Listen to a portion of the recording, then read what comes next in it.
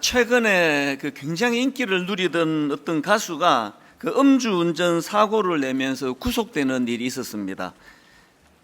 차가 중앙선을 넘어서 반대편 택시와 충돌을 했는데, 이 음주운전 자체도 큰 잘못이지만 그 사고 이후에 이걸 수습하는 과정이 너무 아쉬웠습니다.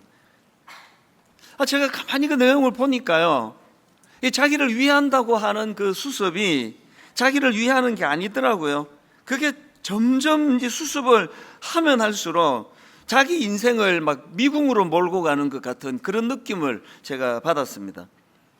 예를 들면은 이제 음주운전 사고가 났단 말이죠. 그러면 바로 그 반대편 택시 그 기사분에게 참 너무나 죄송하다고, 그리고 이 모든 그 책임은 제가 다 지겠다고, 그리고는 보험회사 불러서 처리를 했으면, 제가 알기로는요, 그 음주운전이라 하더라도 이게 인사사고가 아니고 그냥 그 차랑 부딪힌 거면 이게 구속까지 되는 사안은 아니라고 저는 알고 있는데요. 이분이 계속 자기를 위한다고 하는 게 그게 점점 그 수렁으로 그렇게 몰고 가듯이 그래서 구속이 되는데, 이게 저는 참 많은 생각을 하게 되더라고요. 우리가 이 성경을 가지고 묵상을 하지 않습니까? 깊이 묵상하고 주님 더 가까이 또 나아가는 도구가 된다면, 우리의 일상생활, 신문의 기사, 이 전부 다 우리의 묵상 도구예요. 저는 그 가수의 그 과정을 쭉 보면서 이거를 이제 저에게 적용도 하고 돌아보고 반면 교사로 삼았는데요. 저야 이제 술을 안 마시니까 음주운전은 전혀 저랑 상관이 없지만, 그럼에도 그 사건을 통해서 저한테도 교훈이 굉장히 많은 걸 경험할 수 있었습니다. 이 가수도 나중에 참 가슴 아픈 고백을 했더라고요. 이번 사건을 통해 죄가 죄를 부르고 거짓말이 더 큰 거짓말을 낳는다는 사실을 깨닫게 되었다. 이분은 이미 엎질러진 물이지만 저는 아직 기회가 있으니까 맞다, 사람이 때로 실수할 수도 있지만 그 과정에서 더 정직하고 있는 그대로 정리하는 그게 날 위하는 길이라는 게 맞구나, 그러면서 제가 이거를 교훈으로 그렇게 삼았단 말이죠.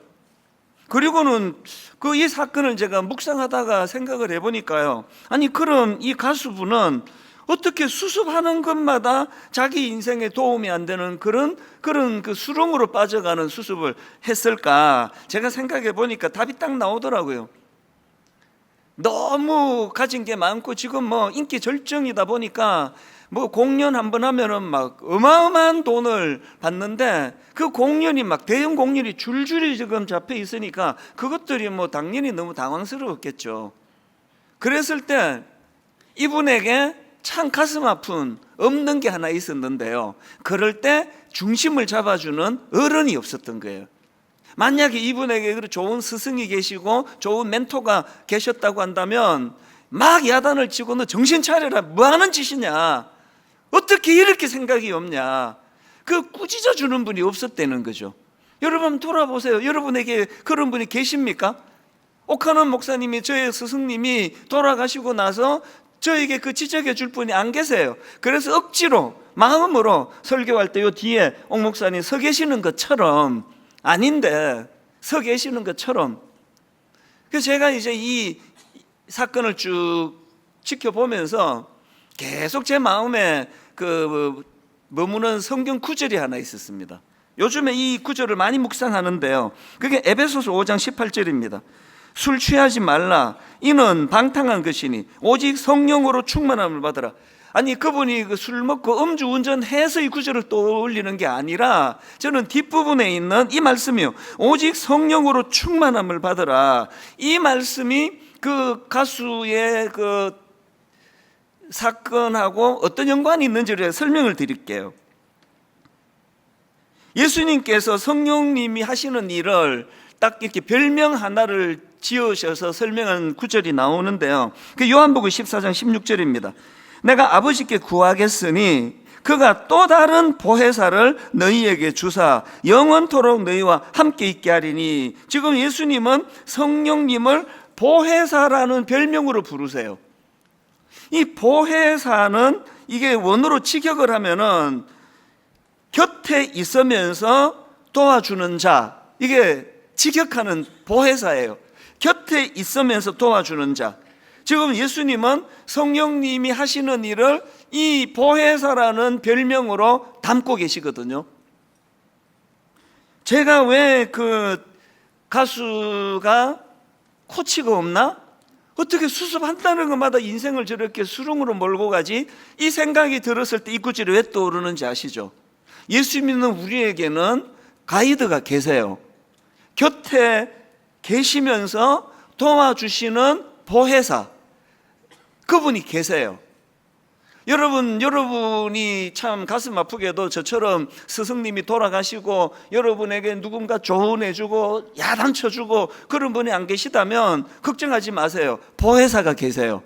그래서 저는 이제 나이가 들어가고 또 담임 목사가 되니까 막 면전에다 대고 야단치고 이런 분들이 당연히 이제 뭐 없으시죠. 그러나 제 삶의 중심을 잡도록, 그래서 제가 그 가수의 그 참 어리석은 모습을 보면서 제가 이 구절이 자꾸 떠오르는 거예요. 오직 성령으로 충만함을 받으라. 그래서 제가 목회하다가 좀 어려운 일이 생기고 답답하고 난감하면 저는 이제 SOS를 치는 거죠. 성령님, 저는 우둔합니다. 저에게 지혜를 주시기 원합니다. 그리고 이제 저한테 무슨 좀 이제 이메일이 좀 난해한 메일이 오잖아요. 그러면 바로 답 안 써요. 거의 바로 답 쓰면 실수예요. 제가 우둔하기 때문에. 그거를 적어도 한나절 이상, 많을 때는 한 이틀, 3일, 물론 이제 메일이 많이 오니까 바로 답을 못 쓰는 경우도 있지만 지혜를 구하는 거죠. 그리고 이제 저한테 어떤 문제를 제기하는 이런 글을 받으면요, 어떨 때 화가 나요. 아니 뭐 이게 뭐 이런 오해를 하나? 그래서 막 쓰고 싶어요. 그때 절대 쓰면 안 되는 거죠. 100% 그게 실수가 되거든요. 그래서 이제 시간을 가지고 성령님께 지혜를 구하고, 그런가 하면은 여러분 아침에 출근하실 때 우리나라만 그 기도하기 좋은 나라가 어디 있습니까? 어마어마하게 막히는데 빵빵빵 이렇게 하지 말고 기도하시는 거죠. 성령님께 그 차를 몰고 가시면 막 큰 소리로 그렇게 저는 부르짖거든요. 내가 하나님 오늘 지금 막 교회에 굉장히 중요한 이런 일들 때문에 전문가들을 만나러 많이 다녔는데요, 그때마다 하나님께 구하는 거죠. 성령이, 저는 입술이 우둔합니다. 제 말에 설득이 잘 안 이루어질 것 같은데 저에게 지혜를 주시기 원합니다. 그리고 이제 지하철 타고 갈 때는 막 소리 지르면 뭐 큰일 나잖아요. 그때는 조용히 은혜를 구합니다. 지혜의 성령님, 보혜사 되시는 성령님이 저의 우둔함을 감추어 주시기 원합니다. 하루를 그렇게 시작 한번 해보세요. 회사 가셔가지고 자리에 앉으면서 컴퓨터부터 켜지 말고 성령님께, 보혜사 성령님께, 내가 컴퓨터를 켜기 전에 먼저 성령님을 인식하고 도움을 구합니다. 오늘 하루 저를 잘 인도해 주시는 보혜사가 계시니 참 감사합니다. 그렇게 한번 시작을 해보시라고요. 그래서 저는 야고보서 1장 5절이요. 너희 중에 누구든지 지혜가 부족하거든 모든 사람에게 후히 주시고 꾸짖지 아니하시는 하나님께 구하라 그리하면 주시리라. 뭐 누구라서 실수를 안 합니까? 여러분, 그 가수가 유난히 약한 분이라고 생각하지 않아요. 막 상황에 당황이 되고 이제 막 눈에 막 이제 막 여러 가지 어려운 일이 닥칠 거 상상하니까 너무 이제 마음이 급하니까 그렇게 된 거 아니냐고요. 그럴 때 성령님을 구하는 거죠. 보혜사 성령님, 제가 잘못했습니다. 제가 정말 이 일이 잘 정리가 될 수 있도록 도와주시면 다시는 제가 그런 어리석은 짓 하지 않겠습니다. 그렇게 성령님께 의뢰하지 않은 게 참 이분에게 제가 마음이 아픈 거라고 생각합니다. 그래서 이 에베소서 5장 18절 자꾸 묵상하시면 좋겠습니다. 술 취하지 말라. 이는 방탕한 것이니 오직 성령으로 충만함을 받으라. 근데 여러분, 여기 나오는 오직 성령으로 충만함을 받으라는 이 번역은요, 잘된 번역이 아니에요. 이게 이 뉘앙스적으로 잘못 읽으면 성령 받아라. 그래서 이게 성령님을 인격제로 채로 인정해 드리질 않고 그 무슨 수단, 도구로 생각하기 쉬워요. 그래서 예전에 70년대, 80년대 부흥회 같은 데 가보면은 제가 이제 중고등학생 때고 어릴 때도 굉장히 거부감이 가는 기억이 있거든요. 그 이상하게 그 당시로 부흥사님들은 거의 다 홀리 보이스라고 다 목이 다 쉬어 계세요. 그리고는 이제 막 열받으면 막 이렇게 선포합니다. 성령 받으라. 아까 1부 때는 굉장히 잘했는데 여러분 그게 말이 된다고 생각합니까? 성령님이 물건입니까? 제가 옥하는 목사님이 제가 존경하는 어른인데 제가 막 옥하는 받아라 그러면 이거는 두들겨 맞아야 되는 불경 아닙니까? 이찬수 받아라. 아니, 내가 물건입니까? 성령 받아라 그러면 또 막 아멘 그러고 정말 그건 무지한 거예요. 그리고 그건 아주 악한 거예요. 성령님을 그렇게 취급하면 안 된다는 거죠. 우리 성령님은 인격자세요. 그 인격을 가지고 계시고 인격자 중에도 뭐 하나님이세요. 그래서 성령님은 항상 존중해 드리고 항상 그분에 대하여 존중해 드리는 그 이상의 그런 마음을 담아 드려서 함부로 내뱉는 것도 조심해야 돼요. 그러니까 항상 우리가요 그렇게 막 성령님을 함부로 대하고 이것도 굉장히 나쁘고 그런가 하면은 또 아예 성령님을 그 그림자 취급하는 분이 너무 많으시잖아요. 인간도요 그렇게 따돌리고 하는 그거 나쁜 거라 그러잖아요. 아예 성령님의 존재에 대하여 지금 무시하고 사시는 분이 얼마나 많으시느냐고요. 자꾸 그분을 우리가 인격을 존중해 드리고 인정해 드리는 거죠. 그런가 하면은 이제 이 성령으로 충만함을 받으라 이게 번역이 썩 잘 된 게 아니라면 그럼 어떻게 번역하는 게 좋으냐? 이 18절에 나오는 충만함을 받으라 이걸 원어로 보면은요 충만해져라 또 충만하게 되어라 이 권면이에요. 충만하게 되기 원한다. 그럼 뭘로 충만합니까? 그게 앞에 나오는 오직 성령으로 충만함을 받으라 이러는데요. 여기 나오는 오직 성령으로 이거는요 성령에 의하여 또 성령 안에서 이렇게 번역할 수 있는 표현이에요. 그러니까 성령 받으라 이게 아니고요 성령님에 의해서 충만해지라는 거예요. 성령님이 도구가 아니에요. 그 충만함을 주시는 인격적인 하나님이시거든요. 그래서 우리가 이 성령에 의해 충만하게 된다는 그런 뜻으로 이 본문을 우리가 해석해야 되는데요. 그러면 성령에 의해 충만하게 된다는 게 무슨 뜻입니까? 이게 성령에 의해 충만하게 된다는 것은 조금 추상적인데요. 아주 쉽게 설명할 수 있습니다. 성령에 의해 충만하게 된다는 이 말씀은요. 성령의 영향력 아래 놓인다. 또 성령의 지배를 받는다. 이게 성령에 의해 충만하게 된다는 거예요. 그래서 아까 술 취하지 마라 이거를 이제 성령으로 충만하게 되는 것을 지금 대비하는 이유가 그거예요. 왜 술 먹고 운전하면 안 됩니까? 그분이 평소에 점잖아 가지고요 빨간불에 쑥쑥 가시는 분이 아니에요. 그런데 술이 자기를 지배하니까 마비가 되는 거죠. 막 빨간불에 막 가고요 막 차선 막 삐뚤빼뚤 가고 그리고 저기 사람이 오는데 평소에 이분의 인격으로 말하면 절대로 그 위험한 운전 안 하는데 막 달리는 거예요. 그래서 술 취하면 운전하면 안 되는 게 술이 자기를 다스리고 있기 때문에 술이 자기를 통제하기 때문에 기능이 마비가 돼버리거든요. 이 성령으로 우리가 충만해지는 것도 마찬가지입니다. 그래서 여러분 우리가요 자꾸 이 성령 이게 저는 예를 들면 아주 사소한 거 이제 뭐 약속이 넣는데 자동차 키가 안 찾아지면 그거를 이제 저는 막 쭝얼쭝얼하면서 성령님 지금 시간이 급한데 키를 내가 지혜가 없습니다. 성령님 좀 빨리 찾아주시면 다음부터 조심하겠습니다. 사실 뭐 키 하나 정도를 놓고 성령님한테 이렇게 구하는 그거에 방점이 있는 게 아니고요. 내 사소한 삶에도 이분을 개입시킨다는 의미적인 표현이에요. 사소한 일에도 이분을 개입시키고 이분의 존재를 인정해 드린다는 그 의지적인 표현이에요.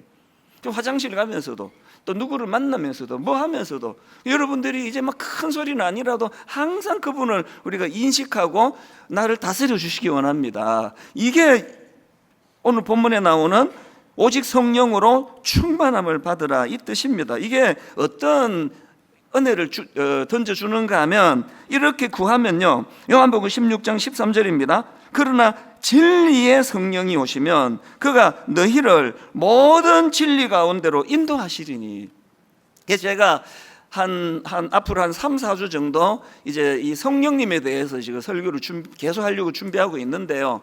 다음 주 말고 그 다음 주쯤에는 이제 보혜사 용어 하나만 따가지고 제가 지금 말씀을 준비하고 있는 중입니다. 이번 기회에 성령님에 대해서 잘 정리가 되고 그 성령님을 존중해드리고 그분을 우리가 인정해드리고 그분은 보혜사시다. 그분은 내 삶에 엉뚱한 길로 가는 것을 막아주시는 가이드가 되신다. 이것을 이제 확실하게 경험하고 또 배우는 그런 계기가 되면 좋겠습니다. 이제 오늘은 이제 첫날로서요, 우리가 이렇게 성령님을 인정해드리고 성령의 인도하심을 우리 삶 속에서 사모하면 어떤 좋은 일이 있느냐, 한 3가지 열매가 나타나는데요. 오늘 본문을 중심으로 3가지를 좀 살펴봐 드릴게요. 첫 번째로, 우리가 삶 속에서 성령님의 인도하심을 사모하면요, 그 성령 충만의 열매가 첫 번째로 바른 예배의 회복이라는 열매로 나타난다는 겁니다. 바른 예배의 회복. 여러분이 구도를 한번 보십시오. 지금 18절에서 성령으로 충만하게 되어라는 이 말씀을 주시고 바로 그 다음 19절에서 결과가 이렇습니다. 시와 찬송과 신령한 노래들로 서로 화답하며 너희의 마음으로 주께 노래하며 찬송하며. 지금 우리가요, 바른 예배 캠페인 이거 하고 있는데요, 바른 예배 캠페인이 성공하려면 전제 조건이 있습니다. 이 교회가 성령으로 충만한 교회가 되는 거예요. 우리 각자가 성령으로 충만해지면 저절로 예배자가 되는 거거든요. 여러 번 제가 말씀드렸는데요, 저는 여러 교회를 다니는 목사 아닙니까? 교회를 다녀보면은요, 어떤 교회인지 딱 예배 시작하고 5분만 지나면은 제가 대략 알아요. 부흥하는 교회는요, 예외 없이 예배가 살아있어요. 이거는 뭐 단 한 번도 예배를 본 적이 없습니다. 그리고 부흥하는 교회는 예배 안에 찬양이 살아있습니다. 그래서 참 이상해요. 뭔지는 모르겠는데 뭐 악기가 화려하고 뭐 그런 거 아닙니다. 근데 참 예배가 살아있어요. 목사님 말씀도 좋지만 그 찬양 속에 기름 부으심이 있어가지고 성령이 주관하시는 그 교회의 강력한 특징이에요. 사실 요즘 제가 목마른 게 뭐냐 하면은요, 일만성도 파송 운동 이후에 예전을 복원하려고 몸부림을 막 치는데 그 중에 제가 너무 목마른 게 있습니다. 한때 저희 교회가 거의 뭐 이 이야기를 안 빠뜨리고 들었습니다. 저희는 이제 기존 신자 등록을 안 받으니까요, 완전 초신자거든요. 그런데 그분 하는 말씀이 아니 뭔지는 모르겠는데 아니 이 본당 안에 들어오는데 눈물이 난다는 거예요. 그리고 털썩 앉는데 눈물이 난다는 겁니다. 그리고 더 이전에는요, 제가 개척 초기에는 등록을 직접 받았는데요, 등록안 오시는 분이 목사님, 저는 15년 동안 교회를 떠났던 탕자입니다. 나는 15년 동안 교회를 떠났는데 오늘 이 교회에 와서 예배 드리고 자기가 회복이 됐다고, 그래서 바로 그날 등록하러 온 거예요. 뭐 이런 분들이 진짜 뭐 한 격주에 한 번씩은 있었던 것 같아요. 저희 교회는 초창기부터 가나안 성도라 그러죠. 그런 낙심자들이 굉장히 많이 모여든 교회예요. 그 중에 지금 장로가 되시고 중직자가 되시고요. 그 시절이 그리운 거죠. 모르겠습니다. 계속 일어나는지 몰라도요, 제 귀에는 요즘에 옛날만큼 안 들려요. 이게 딱 앉는데 그렇게 눈물이 난다. 왜 그런지 아십니까? 그 자리가요, 그 성령을 사모하는 그 많은 성도님들이 눈물로 예배를 드리던 자리거든요. 기왕에 저를 만나갖고 제가 처음 나왔는데 목사님 설교를 듣자마자 눈물이 났습니다. 이러면 얼마나 좋아요. 뭐 그런 얘기는 거의 없고요. 그냥 뭐 성가대원을 보면서 눈물이 난다는 말은 제가 여러 번 들어봤습니다. 어떻게 하면 그럴 수 있어요? 성령이 운행하시는 거죠. 그런데 여러분, 이런 현상은요, 어린 중학생, 고등학생들에게도 일어납니다. 제가 중등부, 고등부 사역을 만 10년을 했는데요, 세상에 그 뭐 중학생 하면은 그 뭐 콜릭이 아닙니까? 철이 하나도 없고, 특히나 그 중2, 그 뭐 병이라 그러잖아요. 이제 청소년 사역을 만 10년 했는데요, 대부분의 전문가들이 중2병은 그거 정신병이래요. 그래서 그 약도 없고 애쓰지 마라. 그냥 막 미친놈 하나 있다 생각하고 그냥 내버려 둬라. 근데 이 병이 좋은 게요, 시간 지나면 저절로 낫는데요. 제가 그때 내가 좀 그걸 잘 믿고 받아들였더라면 자녀 교육을 이렇게 신경 안 썼을 텐데, 다 시간 지나니까 다 원래로 돌아오는 거예요. 그런 애들이 뭐 1000명이 넘게 바글바글 거리니까 그 뭐 얼마나 예배가 힘들겠냐고요. 천만의 말씀이에요. 그 중등부를 하는 동안에요, 토요일 오후, 늦은 오후, 저녁에는 그때 삐삐 이게 차고 다니는 거, 불티가 납니다. 막 문자, 막 이메일, 그 어린 중학생들이요, 막 토요일 날 막 8시, 밤 8시 넘어갖고 막 보내와요. 아니 목사님, 토요일 밤 시간이 왜 이렇게 안 갑니까? 내일 예배 드려야 되는데, 내일 찬양을 부르고 싶은데, 아니 왜 이렇게 시간이 안 갑니까? 한두 아이들이 아니에요. 그 어린 애들이 뭘 알아서 그렇게 그 예배를 사모합니까? 제가 항상 답을 똑같이 이렇게 보냅니다. 일찍 자라.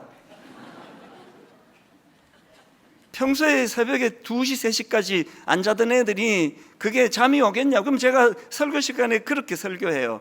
너희들이 생활 패턴이 새벽 2시, 3시에 자던 애가 토요일 날 밤 10시에 누워 있으면 잠이 안 온다, 답답해 죽을 거다. 그게 예배다. 다음날 예배를 집중하여 드리려고 일찍 자려고 애써서 막 답답하고 그러면 너는 벌써 그때부터 예배자가 된 거다. 무슨 말씀인지 아시겠죠? 그 어린 중학교 애들이 얼마나 예배를 사모했는지. 그래서 전 청소년 사역하면서 뭐 책도 쓰고 했지만 물어러 오는 사람에게 다 이야기합니다. 나는 중고등 애들 잘 몰랐다 하는 동안에도 하나만 신경 썼다. 얘들이 예배자가 되도록. 제가 처음에 사랑의 교회로 가서 고3부 입시생 부서 2년 했고요. 그리고 중등부로 내려와서 중등부 5년 했고요. 다시 고등 1, 2학년 부서로 2년 했고요. 마지막 이제 사랑의 교회를 사임하고 개척하기 그 직전에 처음으로 돌아가 고3 부서를 또 했거든요. 제게 훈장이 하나예요, 내 스스로 생각하는. 그때 학년별로 부서가 다 나뉠 때예요. 국일부, 그 전에 유아부, 유치부, 또 초등학교 1학년, 초등학교 2학년, 초등학교 3학년, 그리고 중학교 1, 2, 3학년, 고등학교 1, 2, 3, 제 기억에 그래요. 학년별로 부서가 다 나누어져 있을 때요, 제가 고3 부서를 맡았는데요, 놀랍게도요, 그 단일 부서 학년별로 쪼개는 부서 중에 고3 부서가 출석이 제일 많았습니다. 뭐 이거 놀랄 것도 아니죠. 아니 입시생 부서면 하나님 제일 찾을 때 아니냐고요. 누가 이걸 방해합니까? 믿음 좋은 엄마가 방해해요. 아이, 네 지금 고3인데 정신 차려라. 학원 가야지 무슨. 지금 부모는 그 아이에게 하나님은 할 일 없고 심심할 때 믿는 거라는 걸 가르치는 거거든요. 맨 마지막 해에 고3 부서를 생각해도, 맨 첫 해에 고3 부서를 생각해도 항상 제 가슴을 뜨겁게 해요. 고3 부서를 맡았는데 그 강남 8학군에 오죽하면은 제가 가르친 중고등학교 부서 10년 가르치는 동안에 제자 4명이 자살을 했을까요?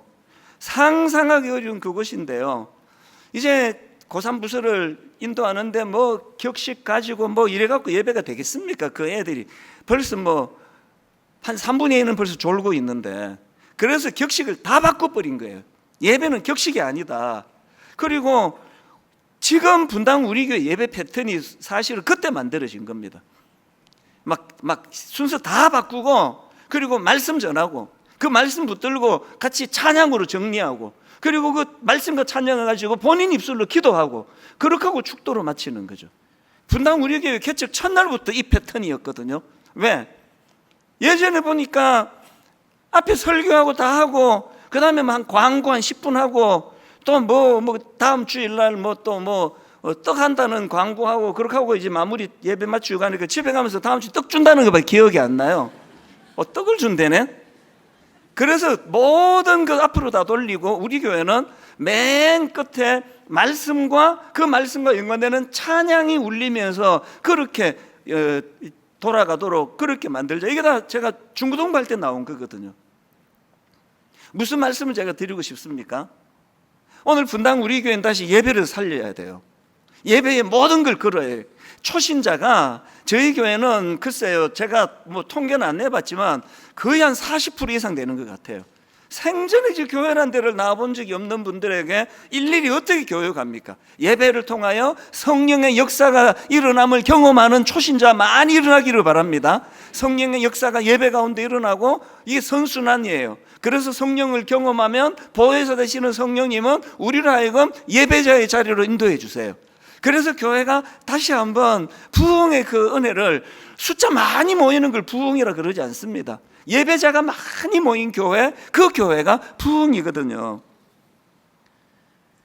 예배드리기 캠페인 뭐 복잡한 거 없습니다. 성령의 새바람이 불어와야 돼요. 그래서 제가 한 4주 동안 성령님에 대해서 기초부터 우리가 다시 점검해서, 그래서 우리 모두가 다, 사실 저는요, 본당에 들어오시려고 이 더운데 막 바깥에 막 뭐 한 40분 50분 요즘 1시간씩 막 줄을 선다 그래서 어떨 때는 말리고 싶어요. 안 그러셔도 된다고, 어디서나 무소부지하신 하나님 은혜 주실 거라고 그러는데 절대 제가 안 말리는 이유가 있습니다. 왜? 예배에 그런 정성을 들이시는 그 모습이 너무 아름답기 때문에 그래요. 그게 마음을 담는 거거든요. 분당 우리 교회가 다시 한번 예배가 부흥하는 교회가 되기를 원합니다. 그러기 위하여 성령 충만한 교회, 늘 보혜사 되시는 성령님을 인정해드리고 그분과 함께 동행하는 믿음의 성도들이 많이 모인 교회가 되기를 바랍니다. 두 번째로요, 성령 충만의 열매가 하나 더 있는데요, 아까 예배 회복은 이게 하나님과의 관계 회복의 문제라면, 두 번째는 인간과의 관계입니다. 바른 관계의 회복이 일어납니다. 자, 19절을 한번 보십시오. 시와 찬송과 신령한 노래들로 서로 화답하며 너희의 마음으로 주께 노래하며 찬송하며, 또 21절 그리스도를 경외함으로 피차 복종하라. 이 장면을 상상만 해도 아름답지 않습니까? 그런가 하면은 빌립보 2장 3절 아무 일에든지 다툼이나 허용을 하지 말고 오직 겸손한 마음으로 어떻게 합니까? 각각 자기보다 남을 낮게 여기고. 여러분, 우리 이 죄성을 가진 인간은요, 항상 자기를 더 높은 위치에다 두고 자기를 남보다 나은 자리에 올라가기 때문에, 여러분, 우리 모든 사람들이 가지고 있는 본능은요, 상대방을 눈 아래로 깔고 보기를 원해요. 이거 뭐 집가집게 뭐 나보다 뭐 경력이 높으면 뭐 얼마나 잘났어, 뭐 집가집게 뭐 똑똑하다 그러는데, 아이고 뭐, 이게 인간의 본능이에요. 누구라도 우리는 사람을 깔고 보기를 원하는 본능을 갖고 있는데, 성령이 내 안에 충만하게 역사하면 그 상대방을 높여주는 거죠.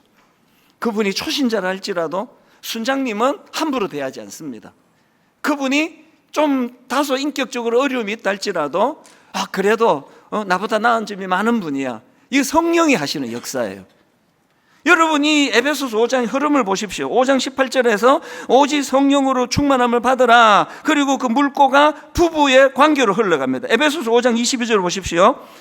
아내들이여 자기 남편에게 복종하기를 주께 하듯 하라. 25절 남편들아 아내 사랑하기를 그리스도께서 교회를 사랑하시고 그 교회를 위하여 자신을 주신같이 하라. 여러분이 성령 충만한 부부 안에서 우리는 항상 상대방을 아래로 내려보고 상대방을 깔보기 원하고 상대방의 약점이 나를 괴롭히는 그런 인생이라고 한다면, 성령이 충만한 부부 관계는요, 이게 너무 감동적이지 않으세요?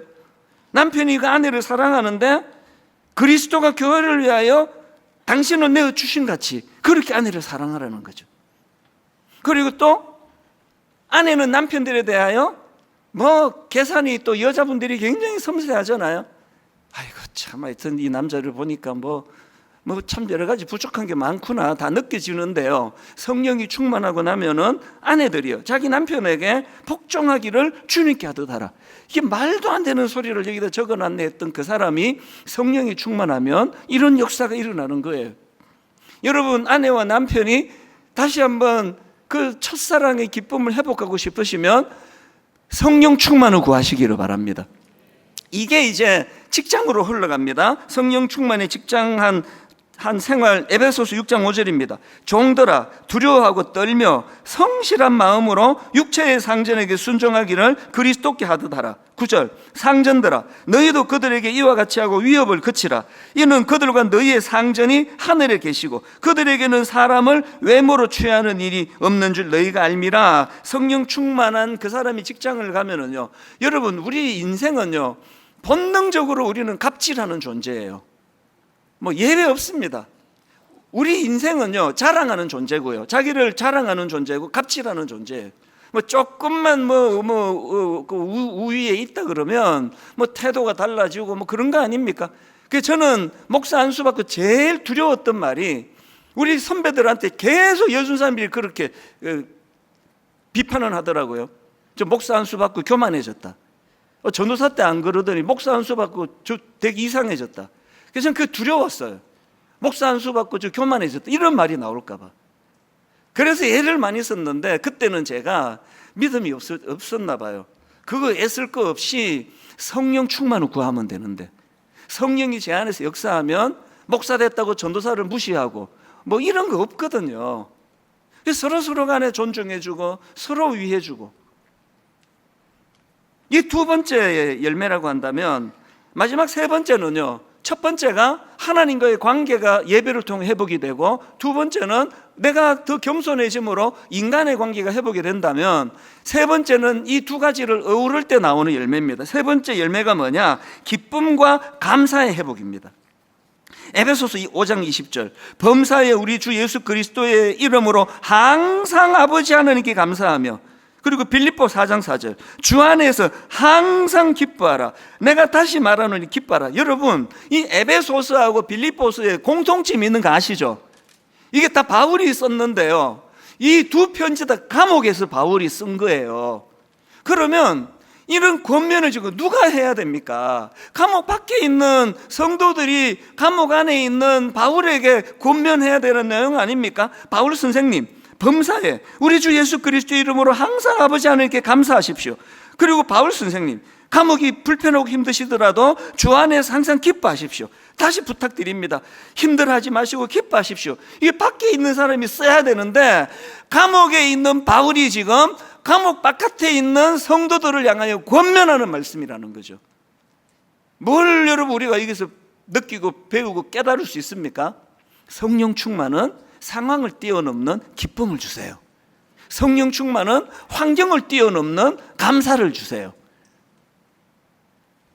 요즘 저에게 그 숙제가 하나 있는데요, 성경 말씀을 제가 갖고 숙제 하나를 제가 풀려고 했었는데, 고린도후서 6장 10절 앞부분이에요. 제게 어떤 숙제가 있나? 근심하는 자 같으나 항상 기뻐하고. 이게 제 숙제예요. 왜? 근심이 많아요 요즘.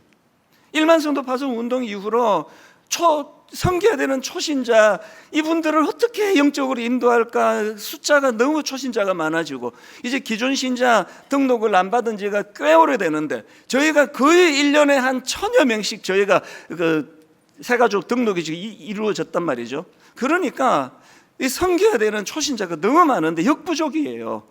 그리고 29교회로 그들을 그동안 잘 섬겨왔던 평신도 지도자들이 순종하셔가지고 한 7, 80%가 다 29교회로 가시고, 지금 한 20% 남아 계신 지도자들이 점점씩 지치는 거예요. 어깨에 짐이 무겁고. 그러니까 이게 늘 저에게 근심이에요. 이게 제가 지금 이 문제 어떻게 해결해야 될지 알 수가 없어요. 그래서 제가 이게 숙제예요. 근심하는 자 같으나 항상 기뻐하고. 그 집에 들어갈 때 자꾸 이렇게 얼굴이 좀 어두운가 봐요. 그 애들도 눈치를 보고, 제 아내도 뭔 일이 있었냐고, 뭔 일이 있었냐고. 뭔 일 없다 그래도 뭔 일이 있었냐고 그래요. 그래서 이게 숙제예요. 너무 이 교회 이 사명의 짐이 무거워서 근심이 되는데, 근심하는 자 같으나 항상 기뻐하고. 제가 이거 갖고 여러분 우는 소리 못하는 게요, 여기 지금 이 자리에 우리 가장들, 참 가정을 지켜내기 위하여 직장에서 힘들게 사시는 분, 이 정도 수고 안 하고 여기 지금 그 월급 받고 사시는 분이 누가 계시냐고요. 여기 계시는 지금 그 아이들을 지도하는 우리 어머니들이요, 이 어려운 시대에, 상상하기 어려운 시대에 자녀를 기른다는 것 자체가 고통 아닙니까? 모두가 다 어려운 게 인생이고 모두가 다 근심하는 게 인생인데 저하고 같이 이 숙제를 풀어나가자고요. 우리의 아이덴티티가 뭐라고요? 근심하는 자 같으나 항상 기뻐하고, 가난한 자 같으나 많은 사람을 부유하게 하고, 아무것도 없는 자 같으나 모든 것을 가진 자로다. 이런 놀라운 일들이 언제 일어나느냐? 보혜사 되시는 성령님이 내한테 일하실 때예요. 그래도 제가 지난주에 말씀드렸잖아요. 어떨 때는 우울증 약을 집사님이 주셔가지고 이거를 이렇게 세 종류를 받아놓고 요거 잠이 안 오는데 이거 하나를 먹으면, 또 가운데 거 먹으면, 그 다음에 강력한 거 먹으면, 그러는데 그 유혹을 지금까지 단 한 번도 저는 거기에 꺾인 적 없이 한 알도 먹어본 적이 없다 그랬잖아요. 계속 성령이 껴내려 구하고 견디면서 오는 거예요. 제가 견딜 테니까 오늘 너무너무 힘든 가정에, 직장에, 건강에 어려움을 당하는 성도님들 힘내시기를 바랍니다. 제가 견디면서 성령님께 기도할 테니까요, 여러분도 그렇게 힘내시기를 바랍니다. 결론을 이렇게 맺습니다. 성령님이 하시는 가장 소중한 일은 우리를 십자가 앞으로 인도하시는 사역이에요.